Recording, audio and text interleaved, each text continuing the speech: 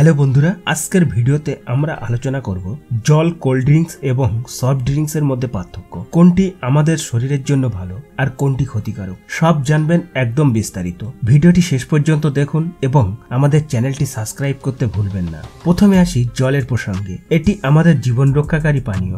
মানবদেহের 60% জল দিয়ে তৈরি।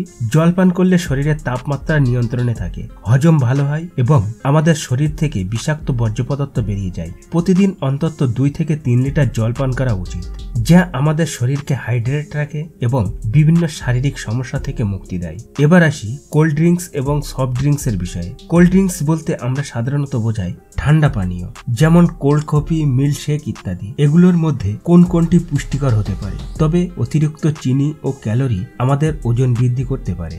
সফট ড্রিঙ্কস বলতে আমরা বোঝাই কার্বোনেটেড পানীয়, যেমন কোলা, সোডা ইত্যাদি। এগুলিতে প্রচুর পরিমাণে চিনি এবং কৃত্রিম কেমিক্যাল থাকে, যা আমাদের মানবদেহের জন্য ক্ষতিকারক। বেশি সফট ড্রিঙ্কস পান করলে ডায়াবেটিক্স, স্থূলতা এবং দাঁতের ক্ষতি হতে পারে। তাহলে জল, কোল্ড ড্রিঙ্কস ও সফট ড্রিঙ্কস এর মধ্যে কোনটি বেছে নেবেন? উত্তরটি খুবই সহজ, জলই শ্রেষ্ঠ।